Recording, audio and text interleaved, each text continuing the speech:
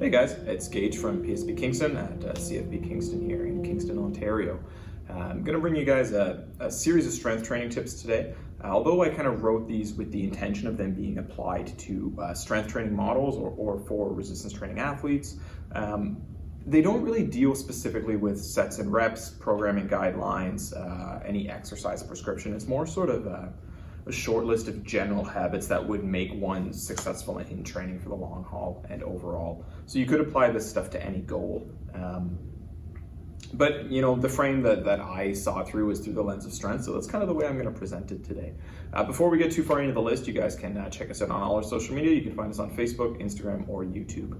So I have just a short 4-item list for you guys today. And again, we're talking about more big picture kind of habits, not necessarily nitty-gritty programming stuff. I love that stuff. I could talk about it all day, but I really wanted to try and focus on habits that could really move the needle for people. So the first one I want to chat with you guys about a little bit, number one on our list, is to be consistent and realistic in your efforts, habits, and your training. That's a pretty complicated sentence, and there is a lot of stuff to break down there. I put this one first because I feel like it's the most important. All the good programming, good recovery, good sleep, scheduled rest, etc., it won't really make a difference if you're not consistent in making it a habit. You're not committed to it, right? I've often seen people really labor over their program designs, spend a lot of time and mental effort on creating what they feel to be a really effective or kind of an ideal program design, only to ditch it after a week. We see this a lot with diets too, right? People really labor and stress over finding the right diet for them, and then they abandon it right away. Nothing works in a week, and you gotta give things time to reap the rewards. You also, you need to not let perfect be the enemy of good in this sense, right? So laboring over making what you may perceive as the perfect program for you is not worth the stress, and B, not worth the time if you're not going to actually do it. The reasons you may have for doing it might be perfectly valid: lifestyle commitments, work commitments, whatever, which kind of ties into how we need to be realistic about what we can do, right? So in strength development for sure, but in all forms of training, you need to be realistic with what you can consistently do. Again, the best programming, diet, and recovery strategies are essentially irrelevant if they don't mesh well with your lifestyle, job, family life, age, training age, etc. I often see people try to follow a 5 or 6 day a week program, and then all these other commitments, they start cutting corners, they're missing sessions, etc. Maybe missing 1, 2, even 3 days a week. I think these people do have the best intentions, but they'd be much better off by just committing to an approach that you can consistently complete. So in other words, it would be better to appropriately plan for 2 or 3 training days and to make sure you complete them every single week than to consistently plan for 5 and only realistically complete 2 or 3. Now you're leaving a lot of things on the table that you had planned to do that you're now not doing. It would be a lot easier for you to just plan for a more conservative scenario and actually be able to follow through with it. You're kind of putting yourself in a situation of trying, the analogy I often use for this one, you're planning to make something for dinner that night. You worked all day to find the right recipe. It sounds delicious. You get home and you don't have any of the ingredients. Well, you kind of wasted all your time on this recipe. Let's say you even get halfway through making the recipe and you realize you don't have one of the key ingredients. You would have been better off just choosing a recipe of something that you do in fact have the ingredients to make than shooting for the stars, trying to make something that is not realistic for you. So this applies to program design too. And it does apply to diet as well, right? You're just much better committing to an approach that you can consistently complete every time.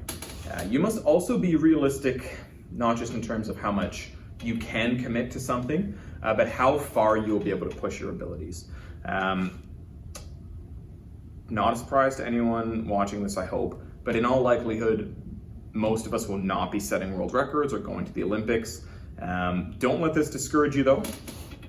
Once you accept the reality that you are following a training pursuit, be it strength training or anything else, mostly for your own reasons and your own fulfillment. Once you can accept that, it will make things a lot easier for you. I would guess for pretty much anyone watching this, no one's livelihood is riding on their training. You're probably not a professional athlete. I'm certainly not a professional athlete. So don't let the pressure of making all of your programming or your diet perfect, don't let that get you down, right? Don't let the pressure of competition get you down. Don't let the comparison of your training to other people's training be the thief of the joy of your own training. So, maybe you see people who do complete 5 or 6 sessions a week and they're able to do that. Don't let that take away from you making great progress on 2 or 3. Hope that makes sense for you guys. I know the way to think is it's a bit of a cliche, but don't be so focused on the destination that you miss the journey, right? Training is for a lot of people, it is a bit of a lifelong journey. For all we know, our best performances could be behind us. So hopefully that wouldn't be a deterrent for anyone. Try to just focus on being realistic, being consistent, and just be consistent in your habits and your training as well. Consistency in this gym is paramount, of course. We talk a lot more about program design and diet and stuff. Consistency in your efforts with regard to sleep, recovery, and mindset are also important. You're kind of a sum of those habits. You can think of it that way. So maybe try to do a bit of a critical deep dive and see where you land on those things. Is your sleep good? Is your recovery good? What is your mindset with regards to training like? If you were to see it from the outside, would you think it was a healthy relationship with training, an unhealthy relationship with training? Be critical of yourself. Number 2, so moving on down our list. You must have a plan, and this applies for any goal, especially any physical performance goal. So one of my favorite mantras in training is that if you are failing to plan, you are essentially planning to fail. Another analogy would be that if you were trying to get somewhere and you didn't have a map, or if you had a map and no destination, then essentially any route seems correct because you don't really know where you're going. So these two kind of go hand in hand. You need a destination and you need a map. This applies much less to people who are just generally seeking to do some exercise, feel a little better, move on with their life. That's okay. I definitely wouldn't villainize people for having that sort of as their goal. That's fine. I'm perfectly okay with that, right? This video though is more geared towards people who are expecting something from their performance. You probably have some expectation that your efforts will create some results for you. That's also okay. Don't let anyone discourage you and make you feel like you take training too seriously because you expect those efforts to be rewarded. In the context of this video, we're of course talking about developing strength. Unless you are very genetically gifted, you will not accidentally stumble into developing an appreciable amount of strength. You need to have a plan. As I mentioned off the top, this is not a programming lecture. I don't intend to go down that rabbit hole very far. There are a lot of decent cookie cutter, plug and play kind of programs out there. Quick Google search would return a lot for you. Nowadays especially, there are also a lot of opportunities to have high quality, tailor-made programs created individually for you based on your circumstance. Some of the stuff we talked about in the first part with regards to age, training age, your life circumstances, your job, etc. With that said, my best advice would be to look back to our first point and craft or solicit a plan that is going to be consistent and realistic for you. Whatever that may look like, depending on your goals or your training age, training history, injury history, that stuff can be a lot different. But try to find a plan that is consistent and realistic for you. You also need to be prepared to change your plan if needed without completely derailing the whole thing. This sounds a little counterintuitive, especially compared to our first point where we talked about being realistic and being consistent.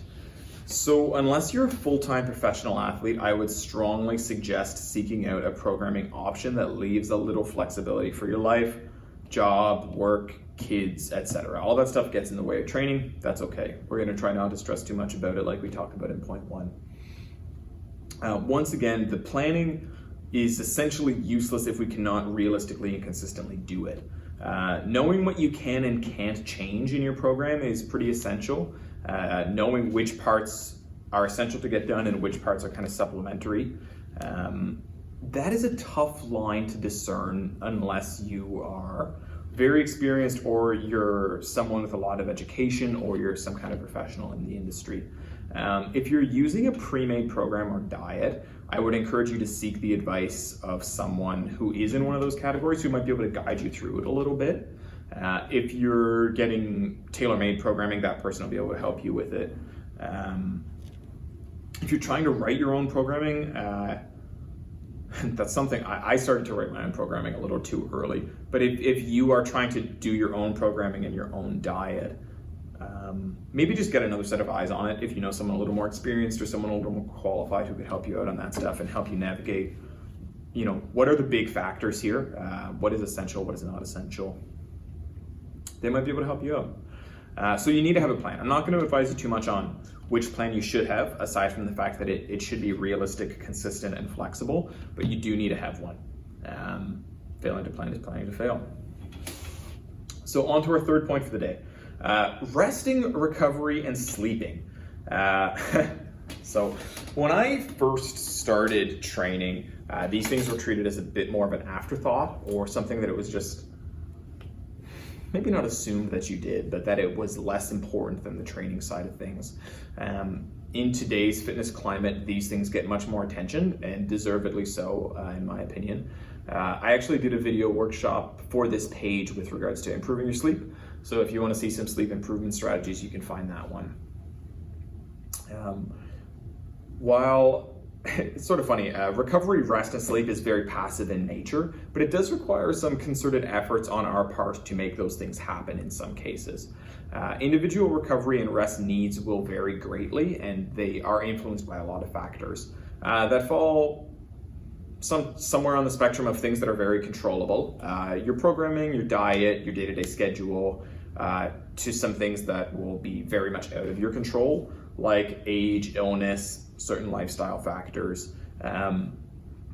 Essentially, you need to rest and recover enough to adapt between sessions to the stimulus that you're imposing on yourself in training. Now, the idea of resting and recovering enough is pretty vague. So again, that is going to come down to some of the individual needs and some of the factors listed above, as well as the programming that you're following. Your program should include an appropriate amount of rest days, as well as scheduled and appropriate deloads if necessary. What I'm thinking about is someone rested and recovered enough. Your programming should have some performance markers in it, especially if you are training with the intent of improving your performance in some way, then you have some kind of quantifiable performance measure in mind. So if that performance measure is not improving at a rate that is appropriate for your life, for who you are, basically. If you're a new lifter, you're going to improve quickly. If you've been lifting for a long time, it'll be more slowly. A lot of factors go into what I would consider an appropriate rate of improvement. But if you're not improving at an appropriate rate, or if you're even detraining, you might need to look at some of these factors. Some of it is going to be out of your control. Just control what you can control in that case, right?